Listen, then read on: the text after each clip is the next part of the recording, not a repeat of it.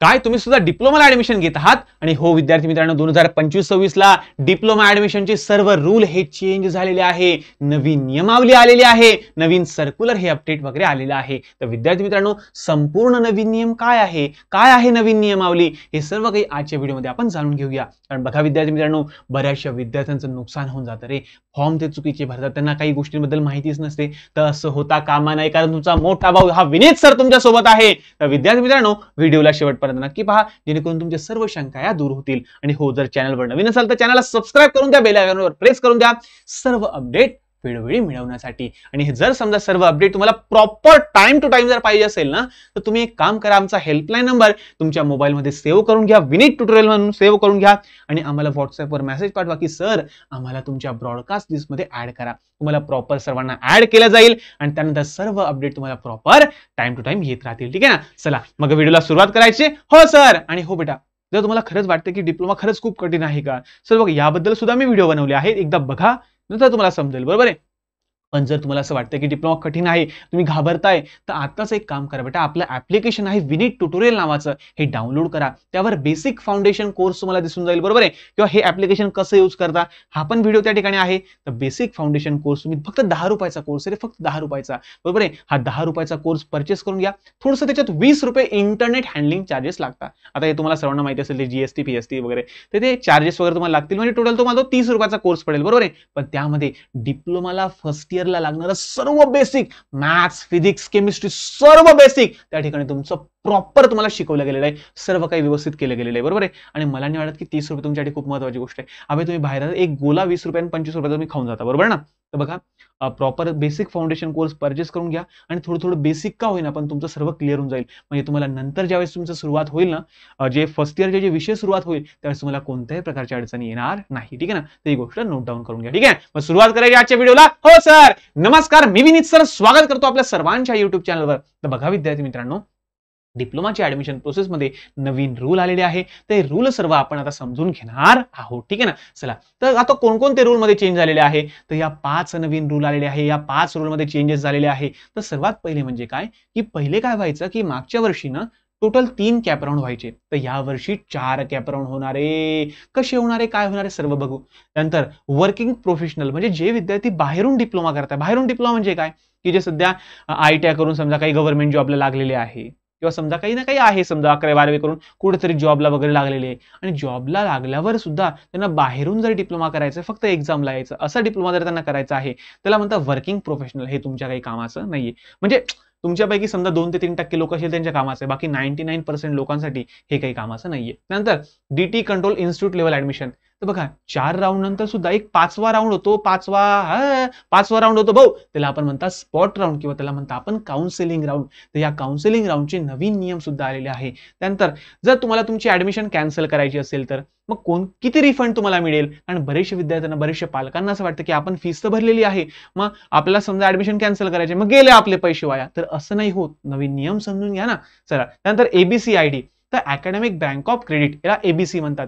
तर हे काय आहे सर्व बघूया आपण. ठीक आहे ना? शांततेने सांगेल बघा, व्हिडिओ थोडा लंबा होईल, मोठा होईल, पण सर्व नॉलेज तुम्हाला मिळून जाईल. ठीक आहे ना? चला, तर सर्वात पहिले आपण कॅपराऊंडचे रूल समजून घेऊया, की पहिले 3 कॅपराऊंड होते, आता 4 कॅपराऊंड झालेले आहे. आणि हो, तुम्हाला तुमचं सर्व जे ऍडमिशन प्रोसेस होणार आहे, हे तुमच्या 10वीच्या पर्सेंटेजवर होईल, तुमच्या मेरिटवर होईल. असं नाहीये सर मी पहिल्याच दिवशी फॉर्म भरला, मला गव्हर्नमेंट कॉलेज मिळेल, मी गव्हर्नमेंट कॉलेजला फॉर्म भरला, पहिल्याच दिवशी भरला, आता मला तर गव्हर्नमेंट मिळेल. असं नाहीये, असं नाहीये. ठीक आहे ना?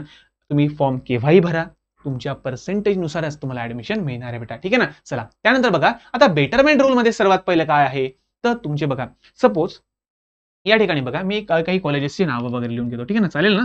हो चालेल सर. तर पहिल्या नंबरचं कॉलेज तुम्ही समजा गव्हर्नमेंट कॉम्प्युटर, सर्वांना हेच पाहिजे ना.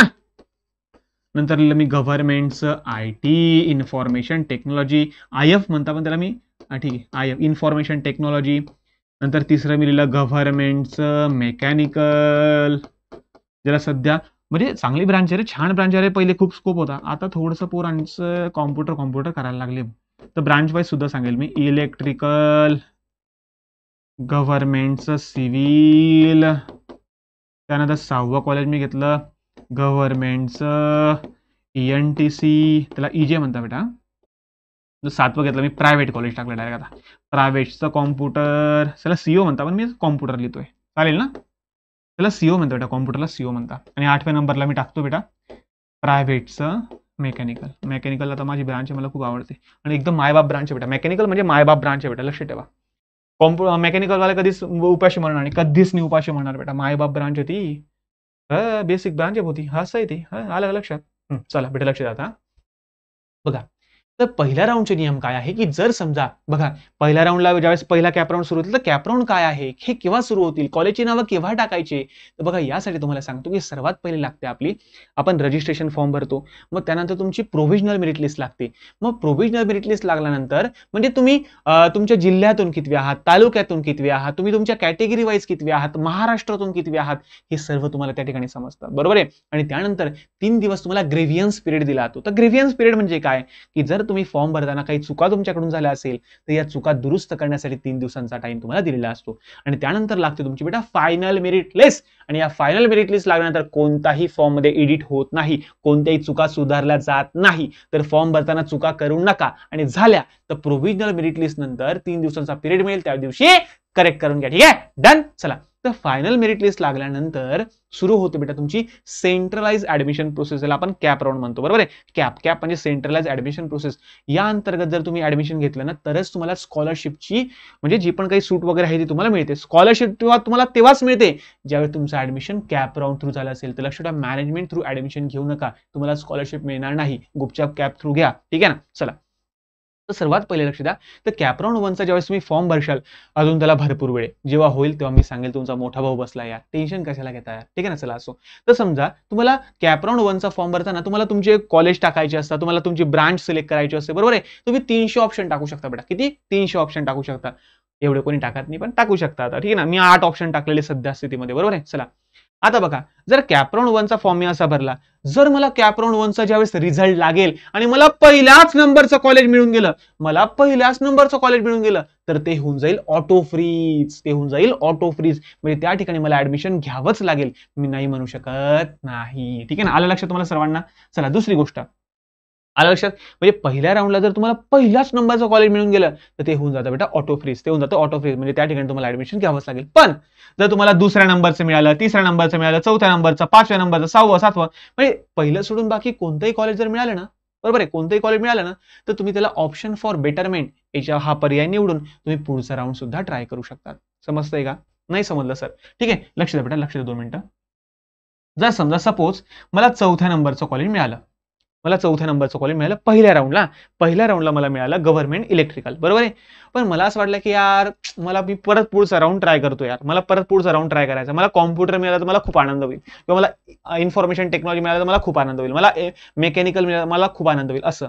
तर चौथ्या नंबरचं कॉलेज मला लागलंय का, तर मी काय करेल, ऑप्शन फॉर बेटरमेंट हा पर्याय मी निवडेल, बरोबर आहे. आणि त्याच्यानंतर मी पुढचा राऊंड ट्राय करेल. मग पुढचा राऊंड ट्राय करताना हे जे मिळालेलं जे कॉलेज आहे ना मला, हे कॉलेज माझं सेफ राहील. ऐका, पहिल्या राऊंडला मला जे चौथ्या नंबरचं जे कॉलेज मिळालं होतं ना, हे माझं सेफ राहील, पण तरी सुद्धा मी पुढचा राऊंड ट्राय करू शकतो. आलं का लक्षात तुम्हाला? म्हणजे पुढच्या राऊंडला जर याच्यापेक्षा बेस्ट कॉलेज मला जर मिळालं तर ठीक, आणि नाही मिळालं, कोणतंच नाही मिळालं, तर हे कॉलेज माझं सेफ आहे, या ठिकाणी जाऊन मी ऍडमिशन कन्फर्म करून येऊ शकतो.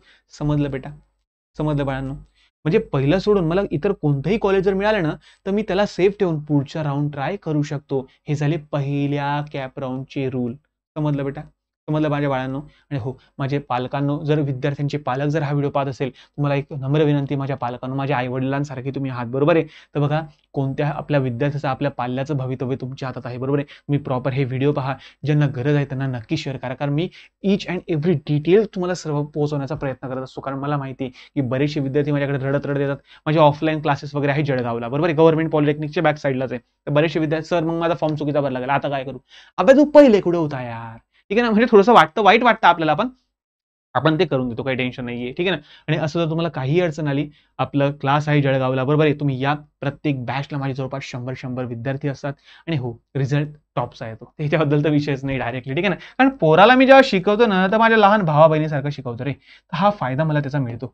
माझे भाऊ बहीण माझ्यावर खूप खूप जीव ओततात, आणि मी त्यांच्यासाठी जीव ओततो, आणि दोघांचं कॉम्बिनेशन जेव्हा घडून येतो त्यावेळी रिझल्ट येतो, ठीक आहे. चला, तर पहिला राऊंड म्हणजे काय, की पहिलं कॉलेज जर मिळालं ना तर ते ऑटो फ्रीज होतं. पण बाकीचे जर कॉलेज मला पहिल्या राऊंडला मिळाले तर मला त्याला सेफ ठेवून पुढचा राऊंड मला ट्राय करता येतो. ते झाले पहिल्या राऊंडचे नियम. आता दुसरा राऊंड बघू आपण. आता दुसरा राऊंड म्हणजे काय, तर दुसऱ्या राऊंडच्या वेळेस परत तुम्हाला नव्याने कॅप राऊंडचा फॉर्म फिलअप करावा लागेल, नवीन फॉर्म तुम्हाला भरावा लागेल, परत तुम्ही नवीन 300 ऑप्शन टाकू शकता, बरोबर आहे. पण ह्या कॅप राऊंडचे नियम काय आहे की जर तुम्हाला पहिले 3 कॉलेज जर तुम्हाला मिळाले ना, जर पहिल्या 3 कॉलेज पैकी जर कोणतंही कॉलेज तुम्हाला मिळालं तर ते ऑटो फ्रीज होईल. ते ऑटो फ्रीज होईल. तुम्ही त्याला नाही म्हणू शकत नाही. तिथे जाऊन तुम्हाला ऍडमिशन घ्यावंच लागेल. समजतंय का? म्हणजे दुसऱ्या राऊंडला तुम्ही जे पण काही ऑप्शन टाकता बेटा, बरोबर आहे, तुम्ही जे पण काही ऑप्शन टाकताय ते ऑप्शन टाकताना असेच ऑप्शन टाका की जे तुम्हाला पाहिजे आहे. आणि दुसऱ्या राऊंडमध्ये पहिले 3 पैकी जर कोणतंही कॉलेज जर तुम्हाला मिळालं ना, हे ऑटो फ्रीज होऊन जाईल. म्हणजे त्या ठिकाणी जाऊन तुम्हाला ऍडमिशन घ्यावंच लागेल बाळांनो. तुम्ही नाही म्हणू शकत नाही. हा, जर तुम्हाला 4थ्या नंबरचं, 5व्या नंबरचं, 6व्या नंबरचं कॉलेज जर मिळालं, दुसऱ्या राऊंडला तुम्हाला पहिले 3 सोडून इतर कोणते ऑप्शन मिळाले तर त्याला सेफ ठेवून परत तुम्ही पुढच्या राऊंडला ट्राय करू शकता. समजतंय का? म्हणजे दुसऱ्या राऊंडला पहिले 3 जर मिळाले तर ते तुम्हाला घ्यावंच लागेल, पण ते सोडून जर बाकी तुम्हाला जर कॉलेजेस मिळाले तर त्याला सेफ ठेवून त्या ऑप्शन फॉर बेटरमेंटवर क्लिक करून तुम्ही परत पुढचा राऊंड ट्राय करू शकता. म्हणजे मिळालेला कॉलेज तुम्ही सेफ ठेवून परत पुढचा राऊंड ट्राय करू शकता बेटा. ते झाले आपले कॅप राऊंड 2 चे नियम. आता कॅप राऊंड 3 चे नियम काय आहे, तर कॅप राऊंड 3 काय म्हणतो, परत तुम्हाला नव्याने ऑप्शन फॉर्म फिलअप करावा लागेल कॅप राऊंड 3 च्या वेळेस.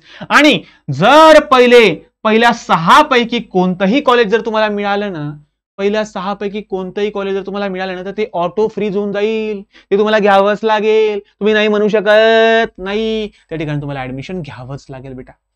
पहिल्या 6 पैकी. तिसऱ्या राऊंडला कसं माहितीये का की पहिल्या 6 पैकी जर तुम्हाला कोणतंही कॉलेज मिळालं त्या ठिकाणी तुम्हाला ऍडमिशन घ्यावंच लागेल. तुम्ही नाही म्हणू शकत नाही. पण जर 7वं, 8वं, 9वं, 10वं, 11वं, 12वं, 13वं, 14वं, 15वं इतर कॉलेजेस जर तुम्हाला मिळाले तर तुम्ही त्याला सेफ ठेवून परत पुढचा राऊंड ट्राय करू शकता. समजतंय तुम्हाला? आलं लक्षात तुम्हाला सर्वांना?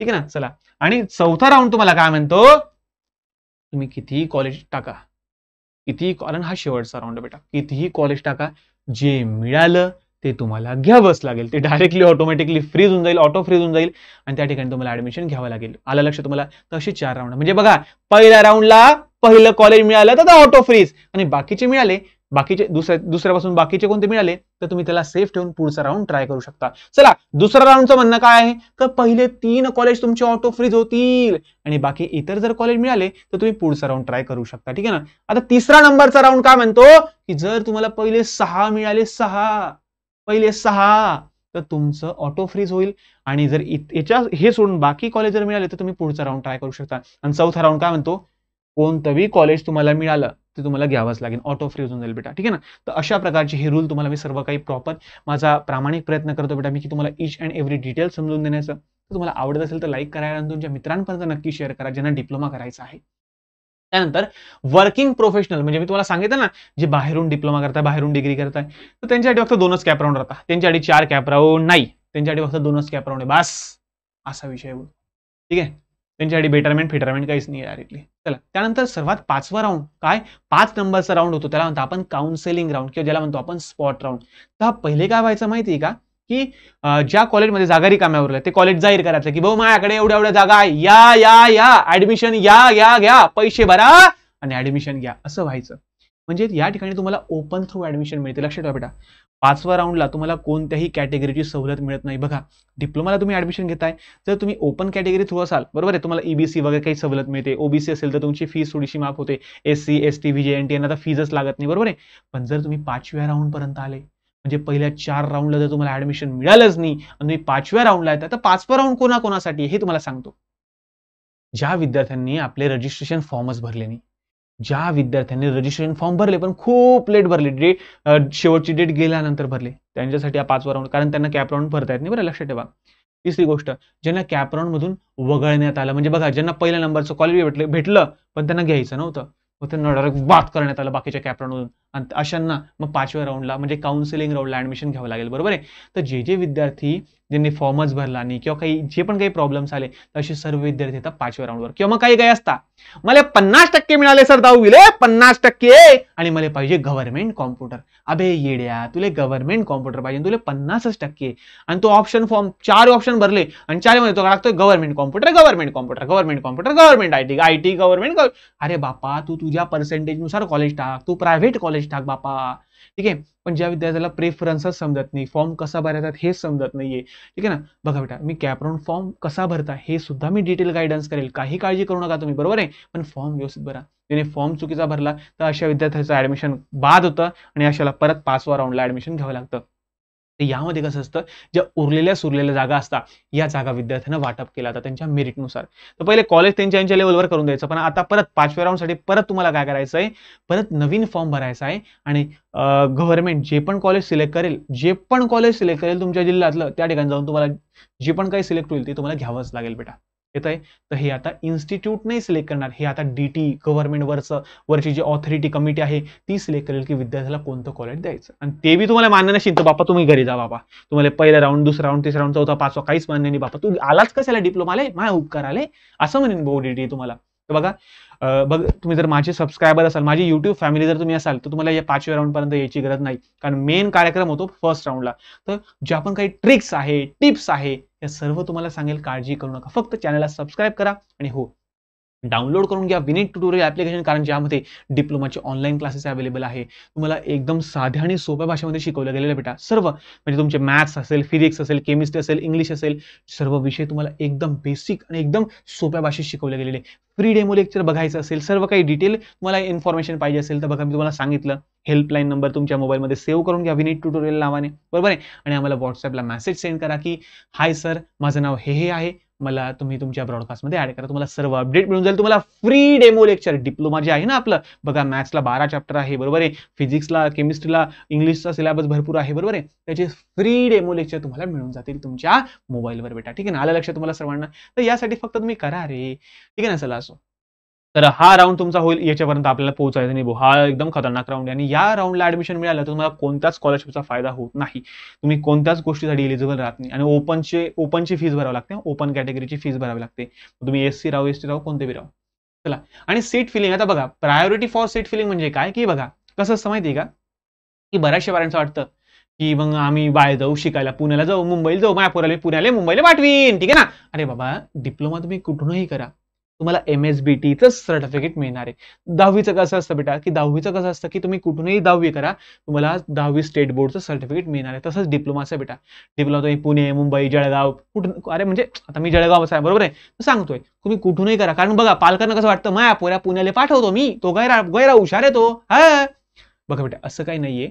आणि पॅरेंट्सला सुद्धा कळकळीची विनंती आहे की बघा, या ठिकाणी कसं असतं, 100% जर जागा असेल ना, आपल्या 100% जर आपल्या सीट्स असेल ना, तर या 100 पैकी 70% ज्या सीट असतात ना, या असतात आपल्या होम डिस्ट्रिक्टसाठी, आणि 30% ज्या सीट असतात ना, या असतात आपल्या ऑदरसाठी. ऑदर म्हणजे काय, की समजा आता जळगावला मी ऍडमिशन घेतो, तर जळगाव पैकी बघा, जळगावला समजा कॉलेजेस वगैरे आहेत, तर जळगावचेच विद्यार्थी घेतील 70%मध्ये. जळगावसाठी 70% सीट ओपन आहे आणि 30% सीट कोणासाठी, बाहेरच्यांसाठी. म्हणजे बाहेरच्या विद्यार्थ्यांना जर जळगावला यायचं असेल तर त्यासाठी फक्त 30% आरक्षण आहे फक्त, बस असं. तर बघा तुमच्या 10वीच्या पर्सेंटेजनुसार प्रॉपर होईल. आणि बघा मी सांगतो, डिप्लोमाला बाहेर पाठवण्याची गरज नाहीये, कारण मी तुम्हाला सांगतो बेटा, बघा माझ्याजवळ बरेचसे विद्यार्थी येतात. आता माझं जळगाव गव्हर्नमेंट पॉलिटेक्निकच्या बॅक साईडला आपला क्लास आहे, ऑफलाईन क्लास आहे आपला, भरपूर मोठे बॅच असतात आपल्या, बरोबर आहे, कारण रिझल्ट पण तसा येतो ना आपला. चला, तर विषय काय होतो की बरेचसे मुलं मुली रडता, यार माझ्याकडे मम्मीची आठवण येते, पप्पांची आठवण येते, आम्ही खूप दूर येऊन गेलो आता आणि अभ्यासात मन लागत नाही, मग ते खूप त्रास होतो यार त्यांना, बरोबर आहे. तर बघा खूप दूर पाठवू नका. आणि हां, जर तुम्ही खेडेगावात असाल आणि तुमच्या खेडेगावापासून एखादा जिल्हा जवळ असेल, तालुका जवळ असेल आणि त्या ठिकाणी कॉलेज असेल, त्या ठिकाणी तुम्ही बिनधास्तपणे पाठवू शकता, नो इश्यू. कारण कसं आहे, सॅटर्डे संडे त्यांना येता येतं, जाता येतं, बरोबर आहे, शनिवार रविवार का जाता येतं. पण तुम्ही समजा राहताय जळगावला आणि तुम्ही ऍडमिशन घेशाल एकदम दूर, पुणे, मुंबई, नागपूर वगैरे साईडला, मग जायला यायला एक राहतं, असं म्हणजे समजतं का तुम्हाला मला काय म्हणायचं. कारण 10वी नंतर मुलं एवढे तयार नसतात रे, एकदम कोमल कोमल वय यार त्यांचं. इन 15-16 वर्षाचे विद्यार्थी असतात तुम्ही, नका जाऊ 10वी नंतर, कुठेच नका जाऊ बेटा, ठीक आहे ना. डिप्लोमा तुमच्या जवळच्या घराजवळ जे पण काही कॉलेज त्या ठिकाणी करून घ्या, काही नाही, MSBTचं सर्टिफिकेट तुम्हाला मिळणार आहे. ऑल ओव्हर महाराष्ट्रात सिलेबस सेम असतो, हे लक्षात घ्या. येतं लक्ष तुम्हाला सर्वांना. आणि पॅरेंट्सला तर कळकळीची विनंती, दंडवत विनंती, प्लीज आपल्या पोरांवर प्रेम करा, आपल्या पोरांना जवळ घ्या, त्यांना जास्त दूर नका पाठवू रे, दूर नका पाठवू आपल्या,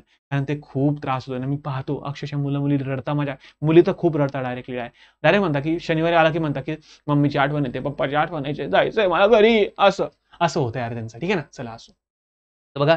आणि हो, जर तुम्हाला समजा तुमची ऍडमिशन रद्द करायची असेल, तुम्हाला असं वाटलं की नाही यार मला या कॉलेजमध्ये ऍडमिशन नको पाहिजे, आता मला कॅन्सल करायची आहे, जर तुम्ही डेडलाईनच्या पहिले, डेडलाईन म्हणजे काय की 5वा राऊंड म्हणजे जे 4 राऊंड होतं ना आपले कॅप राऊंड, तर या 4 कॅप राऊंडच्या पहिले जर तुम्ही तुमची ऍडमिशन कॅन्सल करत असाल तर 1,000 रुपये कट करून बाकी संपूर्ण रक्कम तुम्हाला दिली जाईल. संपूर्ण रक्कम तुम्हाला दिली जाईल, बरोबर आहे. पण जर समजा चौथ्या कॅप राऊंड नंतर, डेडलाईनच्या नंतर जर तुम्ही म्हणशाल की मग आमची पूर्ण फीस परत पाहिजे, तर असं होत नाही. फक्त कॉशन मनी आणि डिपॉझिट, जी सिक्युरिटी डिपॉझिट अमाऊंट असते ना, हीच फक्त तुम्हाला दिली जाते आणि तुम्हाला म्हणतात ते डायरेक्टली, बरोबर आहे. तर लक्ष ठेवा, ऍडमिशन जर तुम्हाला कॅन्सल करायची असेल चौथ्या कॅप राऊंडच्या अगोदर, तुम्ही समजा प्रोव्हिजनल घेतलं असेल, काही ना काही केलं असेल समजा कुठे ना कुठे, संपूर्ण फीस तुम्हाला परत मिळू शकते. फक्त 1,000 रुपये फीस कॉलेजवाले डिडक्ट करतील आणि बाकी तुम्हाला देऊन देतील. आता मागच्या वेळेस झालं होतं, एका विद्यार्थ्याने 60,000 रुपये फी भरली होती, बरोबर आहे, आणि कॉलेज म्हणे की तुम्ही ऍडमिशन रद्द करताय, तुम्ही फीस गेली. पण आता बघा, विनीत सर सोबत आहे म्हटल्यावर काय विषय, आणि आपला विद्यार्थी जातो. मग मी बोललो, म्हटलं काऊ सर, म्हटलं असं असं इश्यू विनीत सर बोलतोय, आणि बऱ्यापैकी तुमचीच कृपा आहे विद्यार्थ्यांची की मला बऱ्यापैकी ओळखता, ऑल ओव्हर महाराष्ट्र बरेचसे शिक्षक ओळखतात, बरेचसे विद्यार्थी ओळखतात, कारण 8-9 वर्ष आले ह्याच्यातच आपलं आयुष्य चाललंय डायरेक्टली, बरोबर आहे. चला असो. तर बघा, तर सांगितलं सर, म्हटलं असं असं नियम आहे. म्हटलं हो म्हणे सर, सॉरी म्हणे सर, आम्ही रिफंड करतो. त्याची 1,000 रुपये कट केली गेली आणि बाकीचे काहीतरी जे पण काही नॉर्मल 4 होते कट करून त्याला बाकीची फीस परत देण्यात आली. तर लक्ष ठेवा, जर चौथ्या राऊंडच्या अगोदर जर तुम्ही ऍडमिशन रद्द करत असाल तर पूर्ण फीस तुम्हाला मिळून जाईल 1,000 रुपये कट करून. आणि जर त्याच्यानंतर तुम्ही म्हणशाल की मग तुम्ही कोणाला स्टुडंट राहू द्या, तुम्हाला काहीच भेटणार नाही, नो रिफंड. फक्त तुम्हाला जे कॉशन मनी किंवा सिक्युरिटी डिपॉझिट असतात. तर कॉशन मनी म्हणजे काय की तुमच्या फीस मधून थोडीशी फीस ते पहिलेच घेऊन घेतात, 4-5 हजार रुपये पहिलेच घेऊन घेतात. का बरं? की जर तुम्ही समजा तुमच्या पोराने किंवा तुम्ही म्हणजे तुम्हीच ना रे जे ऍडमिशन घेतात त्यांनी जर या 3 वर्ष डिप्लोमा कार्यकाळामध्ये जर काही तोडफोड केली, काही समजा पंखे बिंखे वाकवता, काही रिकामे कामं करता, बरोबर, टेस्ट ट्यूब फोडल्या, काही नुकसान केलं कॉलेजचं, तर नुकसान केलं ना तर हे कॉशन मनी मधून वजा होतं डायरेक्टली, बरोबर आहे. तर कॉशन मनी डिपॉझिट राहतं. हे तुम्ही डिप्लोमा ज्यावेळेस तुमचा कंप्लीट होतं ना, 3rd इयर कंप्लीट होतं, तर हा कॉशन मनी परत तुम्हाला दिला जातो बेटा, बरोबर आहे. हे पण घेत जा, जे डिप्लोमाले हे पोरं विसरून जात आहे डायरेक्टली, हे घ्यायचं, आपला हक्क आहे तो, आपल्यात पैसे असतात, तर हे तुम्हाला परत मिळतात, ठीक आहे ना. चला असो. आणि ABCID म्हणजे काय? Academic bank of credit. म्हणजे काय माहिती आहे की जशी आपली पैशांची बँक असते, बरोबर आहे, आपण काय करतो, पैसे टाकतो, आपल्या खात्यावरती जमा होतात, तसंच ही आपली शिक्षणाची बँक आहे. म्हणजे जसं तुम्ही फर्स्ट इयर कंप्लीट म्हणजे तुम्हाला अकाउंट ओपन करावं लागेल, बरं, या ABC वर, याला अपार आयडी म्हणतात. कारण अपार आयडी तुम्हाला हे डिजिलॉकर मध्ये तुम्हाला हे ओपन करून मिळेल. हे सर्व सांगेल मी, अजून काही काळजी करू नका, याला अजून भरपूर वेळ आहे, पण सांगतोय.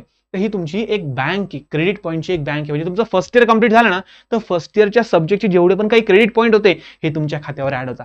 अरे भाऊ, या पोराच्या खात्यात एवढे क्रेडिट ऍड झाले. मग सेकंड इयर जसं तुमचं कंप्लीट होतं, पर सेकंड इयरचे पॉईंट ऍड होता. असं मग डिप्लोमा पूर्ण कंप्लीट झाला, परत डिप्लोमाचे पॉईंट ऍड होता, मग इंजिनिअरिंगचे पॉईंट, परत एमटेकचे पॉईंट, परत PhDचे पॉईंट, परत असे पॉईंट ऍड होतात. म्हणजे जेवढं तुम्ही नंबर ऑफ डिग्र्या करत जाल ना, तेवढे पॉईंट तुमच्या खात्यावर जमा होत जातात. ही एक बँक आहे आपल्या, बरोबर आहे. ही सर्व आपली एक बँक आहे बेटा, बरोबर आहे. अशा पद्धतीने हे आहे, ठीक आहे ना. अशा पद्धतीने सर्व गोष्टी मी तुम्हाला समजावून सांगितल्या. माझी कळकळीची विनंती सर्वांना की मला असं वाटतं की मी सर्व डिटेल तुमच्यासोबत प्रॉपर शेअर केल्या. जर तुम्हाला व्हिडिओ खरंच आवडला असेल तर व्हिडिओला नक्की लाईक करा, कारण आम्हाला मोटिवेशन हेच देतं रे, तुमचं लाईक, तुमच्या कमेंट. त्यानंतर तुम्ही जास्तीत जास्त तुमच्या मित्रमैत्रिणींना शेअर करा. आणि हो, आपले बेसिक फाउंडेशन कोर्स आहे, फक्त 10 रुपयाला आहे. थोडासा 20 रुपये त्याच्यावर इंटरनेट हँडलिंग चार्जेस वगैरे आहे, बरोबर आहे. म्हणजे आता लागतं ते ऍप्लिकेशनची फीज आहे, ती आमची नाही, आम्ही फक्त 10 रुपये फीस घेतो, बरोबर आहे. चला असो. तर त्यामध्ये विद्यार्थ्याचं फर्स्ट इयरला लागणारा संपूर्ण बेसिक आम्ही कव्हर करून दिलेलं आहे. आणि बघा, बरेचसे विद्यार्थी म्हणतात की डिप्लोमा कठीण आहे सर, आम्ही डिप्लोमा पास होऊ का? डिप्लोमाला भरपूर पुरं बॅक लागतात. हो ना, लागतात ना, मी नाही म्हणते. पण बघा, जर तुमचे फर्स्ट इयरचे कॉन्सेप्टच वीक राहून गेले, 8वी 9वी 10वीला जे बेसिक तुमचं झालेलं आहे ते जर तुमचं वीक राहून गेलं, बरोबर आहे, तर डिप्लोमा फर्स्ट इयरला तुम्ही लवकर पास नाही होऊ शकत बेटा. त्यामुळे तुमचं बेसिक पक्क करा.